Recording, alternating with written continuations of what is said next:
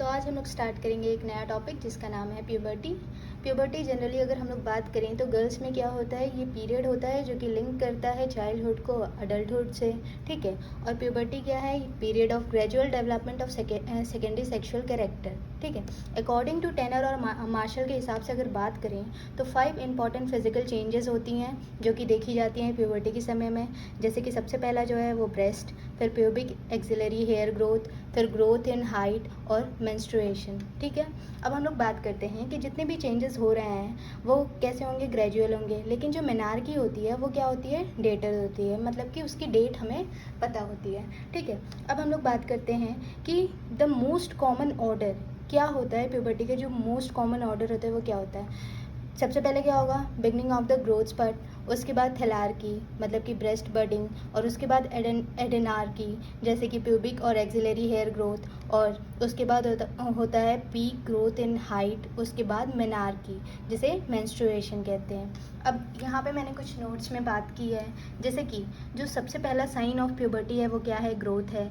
दूसरा क्या है, first visible sign of puberty क्या होता है जो कि जैसे कि देख के पता चले, वो क्या है, थैलार्की, ठीक है। और जो ब्रेस्ट डेवलपमेंट होता है वो ईस्ट्रोजन डिपेंडेंट होता है, लेकिन जो प्यूबार्की होती है वो ईस्ट्रोजन डिपेंडेंट नहीं होती है, वो एंड्रोजन डिपेंडेंट होती है। और कहाँ से सिक्रीट होता है वो, एड्रिनल ग्लैंड से, ठीक है।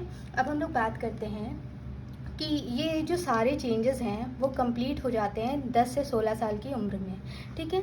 अब हम लोग देखते हैं कि जो इम्पॉर्टेंट कंट्रोलिंग फैक्टर होता है ऑनसेट ऑफ प्यूबर्टी के लिए क्या क्या होता है, जैसे कि genetic factor, nutrition, body weight, psychological state, social और कल्चरल बैकग्राउंड, और exposure of light and etcetera, और भी कुछ अलग फैक्टर्स हो सकते हैं, ठीक है। अब हम लोग बात करते हैं एंडोक्राइनोलॉजी इन प्यूबर्टी, ठीक है। मतलब कि एंडोक्राइन सिस्टम का क्या रोल है हमारी प्यूबर्टी पे, ठीक है। तो इसमें हम लोग सबसे पहले देखते हैं कि जो लेवल ऑफ गोनाडल स्टेरॉइड्स और गोनाडोट्रोपिन होते हैं वो बहुत ही लो होते हैं at the age of 6 to 8 year. ये किस वजह से लो होते हैं, due to negative feedback effect of estrogen जो कि हाइपोथैलेमिक प्यूबर्टी सिस्टम पे एक्ट करता है, और नेगेटिव फीडबैक इफेक्ट शो करता है। किसकी वजह से होता है, ईस्ट्रोजन की वजह से होता है, ठीक है। अब जो HPO एक्सेस होता है वो डोरमेंट रहता है चाइल्डहुड में, ठीक है, इनएक्टिव नहीं है, क्या है, डोरमेंट है। अब हम लोग देखते हैं कि खाली ईस्ट्रोजन का ही रोल नहीं है यहाँ पे क्या होता है कि स्ट्रॉन्ग CNS इनहिबिशन भी होता है। किसकी वजह से, इनहिबिटर्स की वजह से। कौन कौन से इनहिबिटर, जैसे कि गाबा और न्यूरोपेप्टाइड वाई की वजह से क्या होता है, जो हमारा हाइपोथैलेमस है उसमें CNS इनहिबिशन होगा तो वो कुछ भी क्या होगा, सिक्रीट नहीं करेगा। जो GnRH होता है उसका सिक्रीशन क्या हो जाएगा, नहीं होगा, ठीक है। इसकी वजह से, किसकी वजह से नहीं होता है, गाबा और न्यूरोपेप्टाइड वाई की वजह से। अब जो ये नेगेटिव फीडबैक है वो किसकी वजह से होता है, बहुत ही लो ईस्ट्रोजन की वजह से। बहुत ही लो ईस्ट्रोजन है फिर भी वो क्या कॉज कर रहा है, नेगेटिव फीडबैक इफेक्ट, ठीक है। किस पे, हाइपोथैलेमस को, ताकि वो रिलीज ना करे GnRH को, ठीक है। अब हम लोग देखते हैं कि जब प्यूबर्टी होती है तब क्या होता है, ठीक है।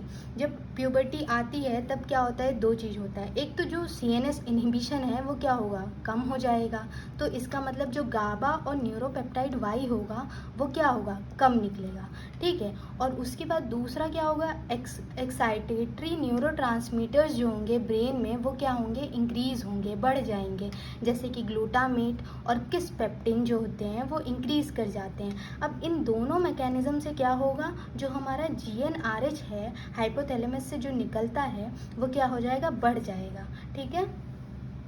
अब हम लोग यहाँ पे देखते हैं हाइपोथैलेमो पिट्यूटरी गोनाडल एक्सिस, ठीक है। इसमें क्या होता है, जो हाइपोथैलेमस हमारा होता है वो GnRH को पल्सेटाइल मैनर में सिक्रीट करता है, ठीक है। पल्सेस आती हैं, ठीक है, उस मैनर में GnRH को सिक्रीट करता है। वैसे ही जो गोनाडोट्रोपिन है उसका भी सिक्रीशन क्या होगा, पल्सेटाइल ही होगा, ठीक है। तो मतलब GnRH निकला, हाइपोथैलेमस से, उसके बाद पिट्यूटरी से क्या निकलेगा, एफएचएस और एलएच, और उसके बाद ओवरी से हमारा ईस्ट्राडायोल। ठीक है, अब उसके बाद ये जो सिक्रीशन है वो पहले कब होता है, नाइट में, उसके बाद डे टाइम में होता है। अब हम लोग बात करते हैं थायराइड ग्लैंड की। ये भी जो होता है एक्टिव रोल प्ले करता है हाइपोथैलेमो पिट्यूटरी गोनाडल एक्सेस पे। ठीक है, एड्रिनल ग्लैंड की बात करते हैं तो एड्रिनल ग्लैंड जो है वो रिस्पॉन्सिबल होता है एडिनार्की के लिए। किस एज में, लगभग 7 साल में। ठीक है, जो 7 साल की एज होती है बच्चों की, उस समय ये एक्टिव हो जाता है और रिस्पॉन्सिबल होता है। ठीक है, अब जो एड्रिनल ग्लैंड है वो sex steroid synthesis, adrenal gland में क्या होता है, जो सेक्स स्टेरॉयडल सिंथेसिस होती हैं वो भी बढ़ने लगती हैं। ठीक है, अब गोनाडार्की की बात करते हैं तो इसमें क्या होता है कि जो GnRH है उसका एम्पलीट्यूड और फ्रिक्वेंसी इंक्रीज़ करेगा। अब जब GnRH के एम्पलीट्यूड और फ्रिक्वेंसी इंक्रीज़ करेगा तो FSH और LH का भी सिक्रीशन इंक्रीज़ करेगा, जिससे क्या होगा, जो ओवेरियन फॉलिकल्स होंगे उनका क्या होगा, डेवलपमेंट होगा। पर उनके डेवलपमेंट से क्या होता है, ईस्ट्रोजन निकलता है, और ईस्ट्रोजन किसके लिए रिस्पॉन्सिबल है, for development of uterus, vagina, vulva and also the breast. ठीक है, अब हम लोग यहाँ पे बात करेंगे लेप्टिन की। लेप्टिन जो है वो एक पेप्टाइड हार्मोन है जो कि कहाँ से सिक्रीट होता है, adipose tissue, peripheral adipose tissue जो होती हैं वहाँ से सिक्रीट करता है। और ये किस में इन्वॉल्व होता है, प्यूबर्टल चेंजेस और मेनार्की में भी। ठीक है, और जो लेप्टिन होता है वो प्ले करता है major link between body composition, HPO axis, thus the menstrual cyclicity. ठीक है,